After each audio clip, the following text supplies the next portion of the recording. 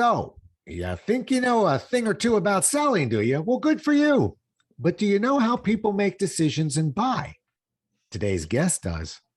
Let's have ourselves a pocket sized pep talk, hear from her, and do a little reverse engineering. A Pocket Sized Pep Talk, the podcast that can help energize your business and your life with a quick, inspiring message. Now, here's your host, Jolles. Today's guest, Kristin Zhivago, is the president of Zhivago Partners, a digital marketing management company that serves both B2B and B2C clients in a variety of industries. With her book, Roadmap to Revenue, How to Sell the Way Your Customers Want to Buy, Kristin speaks frequently on the subject of the customer's buying process and about building your business to compete effectively in our fast-changing, hyper-competitive markets. That sounded good enough for me to book her. Welcome to the show, Kristin. Thank you. I'm glad to be here. Well, it's good to have you. A pleasure to have you here. So let's get to work. Really want to come out of the gate on that buying process because I don't hear a lot of people talking about it. You have a fan already. I just want the audience to hear about this a little bit. So let's start there. First of all, what triggered you to want to look at the buying process when 99% of sales trainers and sales authors immediately zap themselves over to the selling process? It was actually because I was interviewing customers. I was a revenue coach. I still am, but for decades, I was a revenue coach, mostly to tech company CEOs and entrepreneurs. And when I went into those companies and sat down with the executive team, they always told me what they thought was important to the customer, like a list, maybe 5 or 10 things. And then I would go out and I would interview their customers. I always insisted on doing that because I wanted to know for sure how they bought, why they bought, so on. And I realized the list was always different.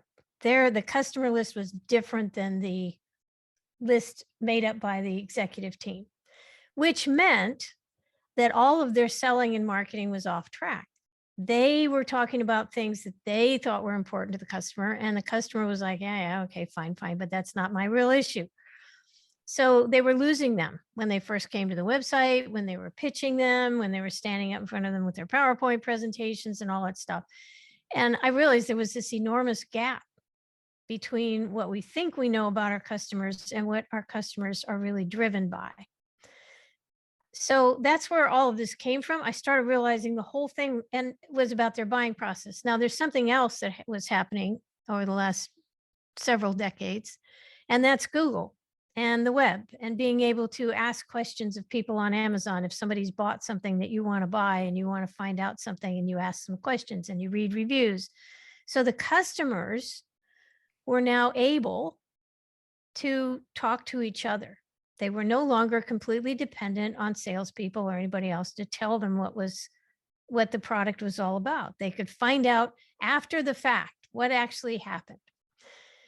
And this made the whole selling process kind of null and void. And people are still trying to sell, and it isn't working because customers just want to buy, and they're buying their own way. They have their own questions. They have their own concerns and desires. And we're not addressing those as we're selling. So again, we still have this gap. And I've been trying to close this gap for as long as I've been in marketing and sales, having done a lot of marketing and sales management, turnarounds, and so on as a revenue coach. And it's just sad to me that we're still missing the mark. Well, let's unpack a few things there. You got a couple of points that are really interesting. Let's start at the end and we'll kind of work our way back. All the information on that people can Google and all the information that's out there. In the world of training, I was always fond of the phrase, emphasize everything, emphasize nothing. Mm-hmm. And which was our way, at least from a trainer standpoint, to say, listen, you can't make a visual of everything. You can't tell everybody this is the most important module or point, because after a while, you dilute the well. Yeah. Maybe because I'm just a sales guy at heart always. And, the sales force and the salespeople I come in contact with, those are my brothers and sisters. I think, there's so much information out there that we're almost back where we started from a client's perspective. because somebody has to help them interpret that information. And there's a lot of it out there. So not the bad ones, not the salespeople, and then let's not say bad, but not the salespeople who haven't been trained properly. They're going to pitch anyway. They're going to pitch away. But the good ones, the ones that know how to ask questions and listen, the ones know how to help them sort through all the information, because now they're armed with facts, our customers. And maybe you agree or disagree. So I'll let you respond. But do you think that's actually helping customers, all the information that's out there that they can access? Well, yes, in the sense, if you stop trying to sell and you start trying to think like a buyer, which is really hard to do. The minute you're in charge of selling something, you stop thinking like a buyer. But if you put on your buyer's hat and you think about what you have to do to try to get the truth, you're definitely more likely to trust other customers who have absolutely no vested interest in your success, unless they've been paid by the company to do a fake review. But just plain old other customers, they are not on a quota. They have no vested interest. So they're more likely to trust those people. Oh. And they're more likely to trust third-party so-called objective folks that really do try to do a good job. Like when you're buying software, you go to G2 or Capterra or whatever. Turns out that you can actually pay to be at the top of those results. And so there's a little bit of that. Yeah. But they're definitely more likely to trust that. And the last person, and this is very sad for salespeople to hear, but the last person they're going to trust is the salesperson who's on a quota, who on a commission, who absolutely wants to make the sale. And so everything they're doing and helping you, supposedly, if you have that reality in mind, is to try to get you to buy their thing. Well, now, there are salespeople, I know, and hang on, I know you're going to say, there's consultative selling, and there are people who will actually walk away from the sale. Exactly what I'm going to say, but go ahead and finish up. That is exactly what I'm going to say. Yeah, and that's true. That's true. So there are salespeople who defy the odds and do it correctly. However, that's not how the buyer sees it. The buyer assumes that the salesperson is out for themselves, and so they can't really trust the data. Boy, you next they're going to tell me there's no Santa Claus. You're coming from the dark side there. Listen, I'm going to agree with most of it, but I will tell you, just as a 40-year sales trainer, I think there's a lot more than an exception to the rule of great salespeople out there. I would like to hope that the exception to the rule are the ones that aren't trained. And even when we train them, I know that implementation is a whole nother piece. But, I remembered I felt badly for salespeople, and then all of a sudden lawyers took our place. And then and then I thought, ha. And then I thought, well, wait a minute, I'm being a hypocrite. There are good lawyers and bad lawyers. Last time I looked, I needed somebody to help me interpret the law. Yeah. So it's not that I don't think lawyers are good. I just have to be careful to make sure I find the right one.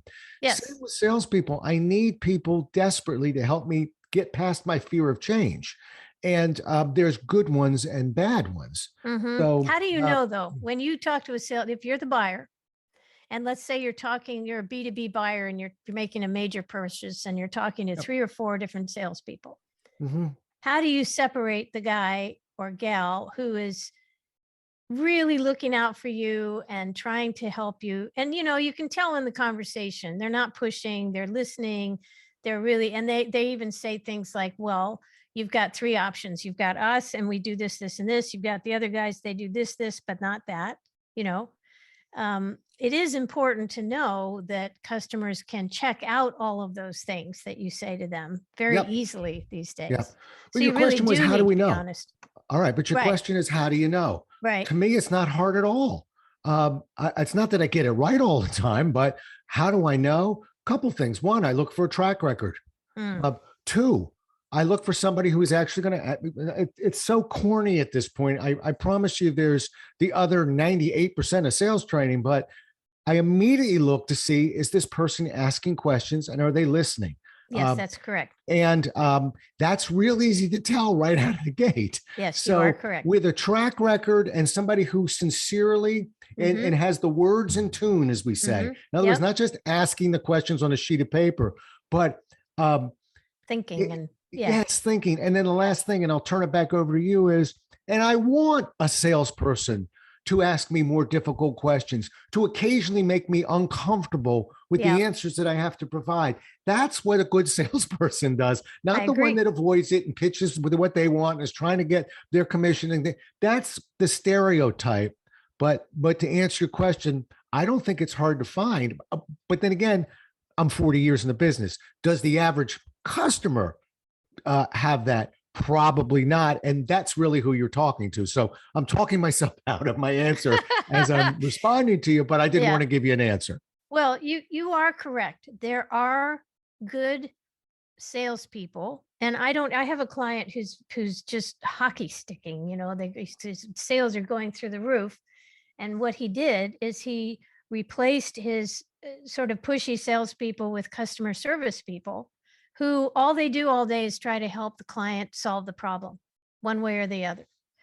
And their sales are just going crazy because that's all they're doing. They're just having a conversation. They're not on commission. They're just doing exactly what you just talked about. They're listening. They're being authentic. They're not pushing. They're trying to figure out, how can I help this customer?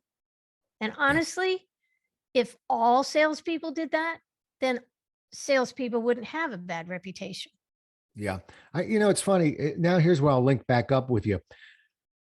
Let's save a commission discussion for another time. But, for a guy who's so friendly with salespeople, there's one area where I picked up a little flack, and I'll stay with it forever. I think one of the dangers in the industry that creates some of the problems that you're describing isn't so much the commission, it's the contests. It's oh yeah. Yeah. Well, I mean, let me tell you, true. you be, and I've been in remember, I've sold a lot. You be one or two sales away from a $25,000 bonus with a day to go. That's and you have a customer sitting in front of you, and in your heart, Kristin's probably not a good prospect here, but there's $25,000 on the line. That's right. Even if you take the money out to be recognized at a big meeting or humiliated at a big meeting. That is correct. A lot of numbers in play. So it's the competition. And I so badly want to figure a way around that, because obviously we want to incent people. But I think that makes good people do strange things. I think you are right about that. All right. Let's stay here for a second more. Let's think like a buyer, you and me. Okay. So this is an area that you like to study, you talk about. Talk to me. Do you break it down into a process? I mean, in your mind, do buyers go through repeatable, predictable processes? Or how are you using, the buyer side of your brain right now?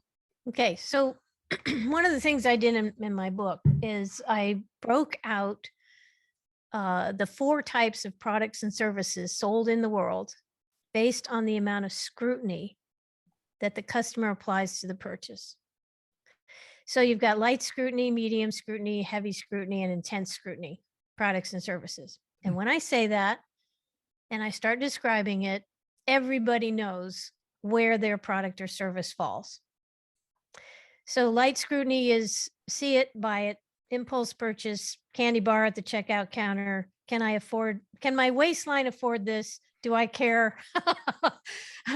Just a couple of questions. No one else is involved. Not very complicated.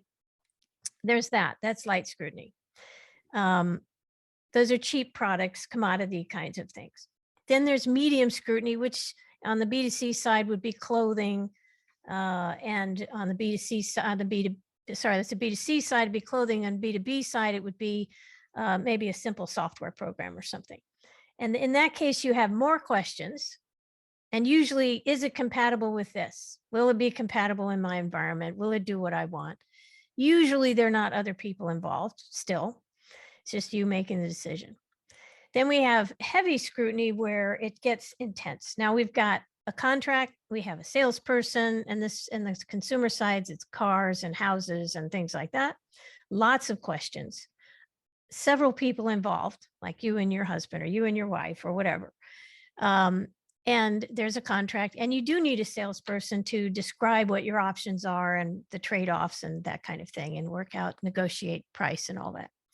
And then intense scrutiny is all of that, but you get married. It's a big, long project. It's like building an airplane or something like that. Very intense, and or even providing B2B services for long periods of time. So once you know that, and in my book, I then go through the processes that people go through, the stages they go through in those buying processes. And so, yes, there is a repeatable, pretty knowable, how many questions, what are the questions that they ask, what concerns them. So yes, I think there are some definitely repeatable. And I noticed in some of your speeches, you talk about process. I totally agree with you that process is super important, and I don't think we put enough emphasis on it. Well, good. We're lined up on that one. And I'm all, and that's, now we're going to make you an honorary Xerox or Zeroid for accepting the world to be effective. And it's not a slam dunk 100% of the time, but when you have a process, you have a way of measuring what you're doing. When you can measure it, you can fix it. So, that's one thing that New York Life did not teach me, but Xerox taught me. And so I am always trying to uncover a process, not a straitjacket. We all know that it's not that everybody has to follow every step all the time, but just give me a best practices, give me kind of a framework. Framework, and understand that it expands and contracts. And sometimes it's sad, as I'm pushing a company to implement, I'll get a sales manager or somebody in HR that is so over the top that they use training as a weapon almost. And which we now know there's no way that will be implementable. I have to pull people back sometimes. And here I am, the Pied Piper of implementation, going, easy now. Remember, people make decisions, not processes. This is just, as you use the word, framework. We're going to provide a framework, but we have to still rely on ourselves. How about changes? What have you noticed that's changed? I know that my decision cycle, I'd like to think, hasn't changed all that much, but I'm curious about, particularly, I've never heard it broken down the way you just did. From your perspective, what changes have occurred, if any, in the last, boy, these last 2 years have been like a decade unto themselves, but in the last 5-10 years, have you noticed any changes? Oh yeah. I think the really big tidal wave in the whole buying thing has been Google, and the fact that Google allows you to just, people figure, I just wrote an article about this recently, that everybody thinks they're going to find that perfect thing. It's got to be out there somewhere. And they just have to keep searching appropriately in Amazon, which is the other big search engine next to Google, but Amazon's the other one. And they know if they just make the keyword phrase even longer, they call those long tail keywords, where you keep adding a little adjectives or whatever, for this, in this size. And then finally you get down to the thing that you're looking for, and you assume that it's out there, which means that you're less likely to try to make something close enough work. And in fact, another thing that's happened is some of these so-called light scrutiny purchases end up being something where you sit there for an hour in Amazon trying to save $5 or find the exact right thing that you want, and the right color and the right size, if you just find the right way to describe it. So we've kind of become slaves to the algorithm. And we're just, we believe, our expectation is that we will find exactly what we want, which means that somebody has something that's okay, but not great, maybe won't do as well as exactly what people want. So it's very important to know what they want. And if you guess, you're going to lose. Yeah, that's interesting. For me, as a Amazon person, I don't think I'm a slave to it, but I'm probably on there. The actual, exact average percentage, I probably fall in there. And my concern, and the reason why I poke around a little bit longer, is not necessarily price. It's I can't really hold it in my hands. I can't see it. I'm looking at those reviews that you mentioned. Yeah. I'm particularly the verified ones. Yeah. I am, but I am trying to figure out to make sure I don't have to return this thing Yes, it's a because hassle. I, I I have some family members that will remain nameless, but you know who you are. But they seem to enjoy returning things. As a kid, I remember I was appalled. I remember my dad going, "Come on, you're going to have to go in there and handle this yourself." Mhm. I was 19 at the time. But Yeah. Yeah. I did not like taking things back. I still don't like it, even though I don't have to see the person's disappointment. Yeah. So for me, I'm poking around because I'm trying to get it right, and I can't, figuratively speaking, try it on. I Yes. have to look at it and go, Well, well, it that's looks going to like it'll change do it. with virtual reality over time, I think. Yeah, yeah.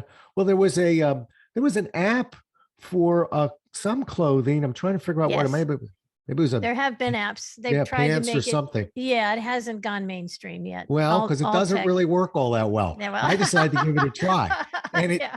you know, uh, it looked good on paper, as we say. Yeah. Yeah. It was measuring and Mhm. figuring, and it was beautiful. I thought this is really going to work.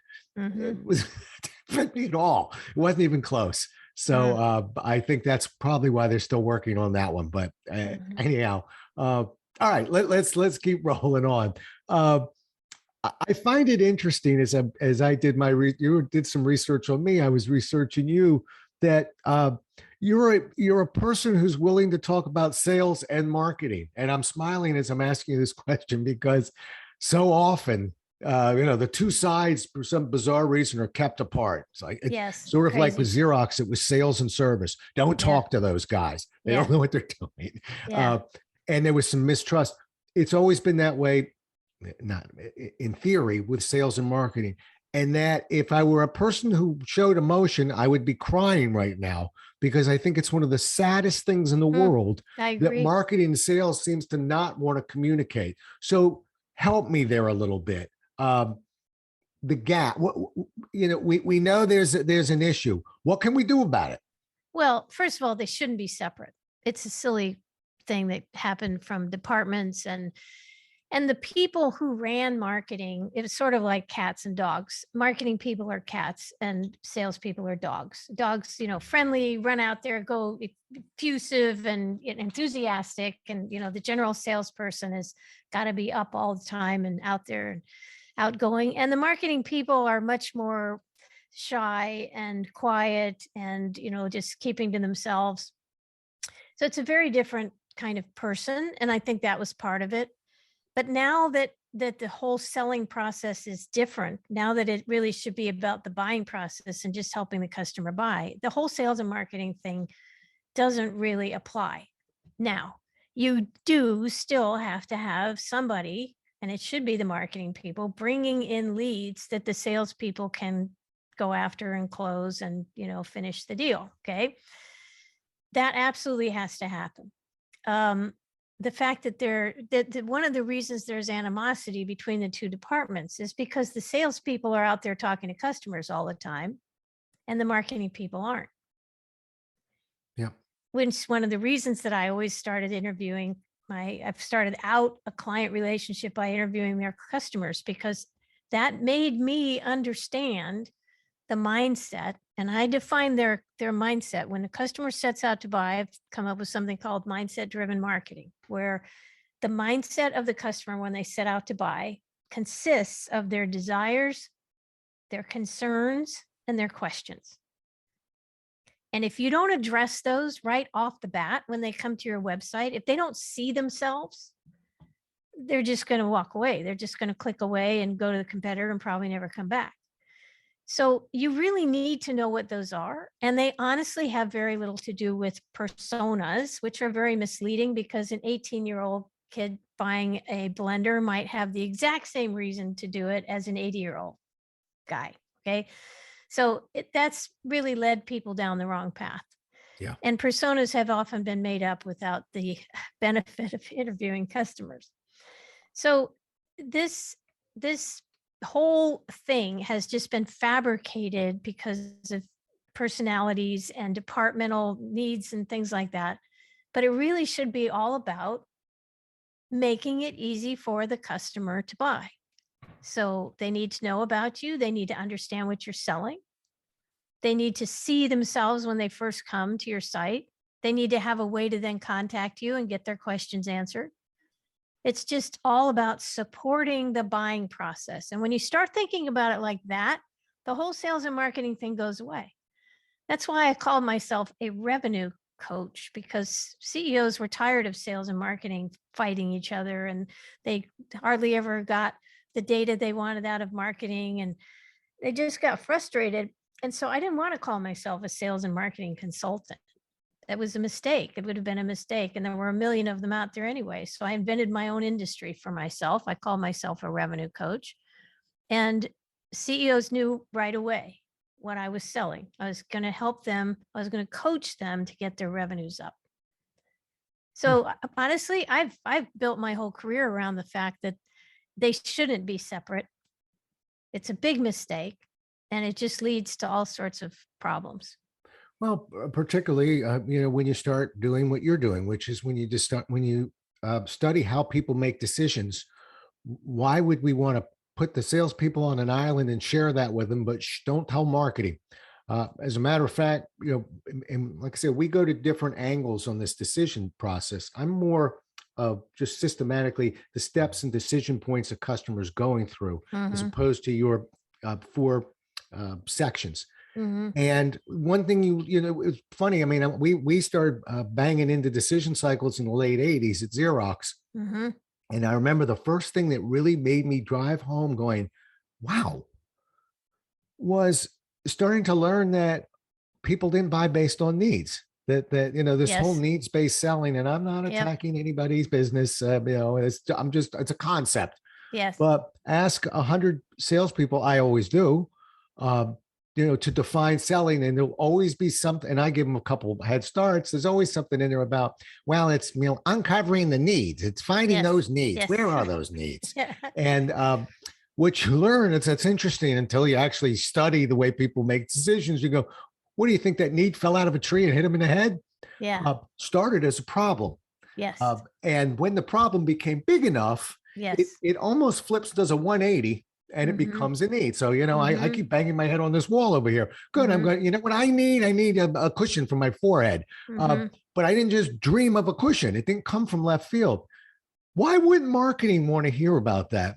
And when you think about it, particularly because sometimes marketing is engaged in looking at that website, looking at those brochures. And if you have a marketing person who hasn't made that distinction between problems and needs, they're going to go with their gut move, which everybody does, which is to show you the pretty need, which 6% of the 8% of the population can connect with. I want the 78, 79% who has a problem they don't want fixed yet. But it's a classic example of, at least for me, I'm not always successful, but I always try and get marketing into my seminars. And I do it by flat rating seminars, by the way. I'm proud of it. I'm not keeping any secrets. To get out of, I'm not charging you per head. They're free in a sense. Put them in the room. Let them develop some empathy for these salespeople, which they're rather annoyed at because they make so much money or whatever it is. They don't understand the bad months. But it's one of the greatest things you can do for an organization, in my opinion, which is to somehow, even if it's creative incentives on how you price, get marketing in there with sales when you train them. And marketing might see things from a completely different angle. But that's, both of us are sort of fighting this fight. That's the door I've been running through to fight the fight that you just described. Well, I think that's good. I also think, though, that marketing people salespeople don't trust marketing people because they know they don't talk to customers, number one. And they think, well, I talk to customers all day and I know what they want. There's 2 problems with that. One is that they're at the end of the decision process. So the things that would drive the customer to call a salesperson, that's the beginning of the process. Those are different questions than the ones they have towards the end of the process. So salespeople only see that part as a general rule. So that's a disconnect built into just the whole system. The other thing is, unfortunately for salespeople, except for those very rare salespeople that do the listing and all that, at a general rule, like CEOs Yeah, will say to throughout me, very rare. Can you just say except for those? Do we have to make it very rare? Please. Yeah, I I'm know. begging you. I know. So the CEO would say to me, I don't know why you need to talk to my customers. My salespeople talk to customers all the time. So all I do is say to them, okay, when was the last time you told a salesperson what you were really thinking while you were being sold to? And the CEO says, oh, you're right. They don't. When we're in a sales process and we're being sold to, we are poker players. We're negotiating. We're not tipping our hand. We're not giving him any advantages. We're just listening to the pitch and evaluating it. And there are plenty of times when the customer says in their mind, oh God, he just said something. He just gossiped about another client or whatever. I'm never going to do business with this company. Do they even say a word? No. I would, because I train salespeople. So I feel sorry for them. And I say, you know what, you just lost the sale. Instead, they shake their hand. They say, thanks very much. Call me next week. It's fine. And they go back and start searching again. So there is this is why I always talk to customers after they've made a purchase, because then they've got a vested interest in your success. They open right up. I'm an anonymous, I tell them that the report will be anonymous. And I just, I'm not in the company. I'm just a consultant to the company. And they tell me what they're really thinking. Now, by the way, in my book, I spell out how to do these interviews. I've done thousands of them for hundreds of companies, and I know exactly what works. And I'm happy for anybody to do it. I'm not out to try to get more interviewing. I have enough of that business, but I want everybody to be able to do this. What's the name of the book again? It's Roadmap to Revenue: How to Sell the Way Your Customers Want to Buy. It's available on Amazon. So in chapter 3, I spell out exactly how to get people on the phone. Phone interviews are the best, and the open-ended questions to ask them and what to do with the data afterwards. And that gets everybody on the right track in the company. So now sales and marketing are suddenly on the same track on the customer's buying process. And that's how I've solved the gap problem. Right, from your lips, we can get them on the same. But to your point, one of the little secrets I learned as a Xerox sales rep was, don't talk. I was told in one ear, don't talk to those knuckleheads carrying a bag there. You don't want to get near those service guys. And on the other hand, exactly what you said. Guess who the customer talks to? Yeah. The service people. Yeah. The good, the bad, the ugly. Guess who they don't really talk that much to? The salesperson, because as you just said, sometimes they're afraid. I give up that information. I tell them I'm concerned about blank. They're going to shove a product in here before I can take a breath. Yeah, exactly. Okay. And they don't want to be sold. They're okay. Okay. I will cling to the fact again, however, particularly when you said, that, okay, here comes the pitch. Great salespeople, good salespeople, and there's more than 5 of them. Yeah. Good salespeople will never even use the word pitch. Yeah. It's a 4 letter word. Pitch means I'm going to keep yapping. Yeah. And you stop me when you think you can catch me taking a breath. I would hope that we've buried that. And yet some of the smartest people I know still love that word. Well, whenever we're going to go in and give them a pitch. Yeah. Oh, yeah. Hope not. Please. Yeah. Yeah. Okay. Well, my 1 or 2 final questions. I saw somewhere the word magic bean in marketing. Mm-hmm. Is there actually a magic bean in marketing? Yes. It's understanding what your customers want to buy from you, how they describe it, what they really want, what their desires, concerns, and questions are, and how they want to buy it, what they need in order to buy.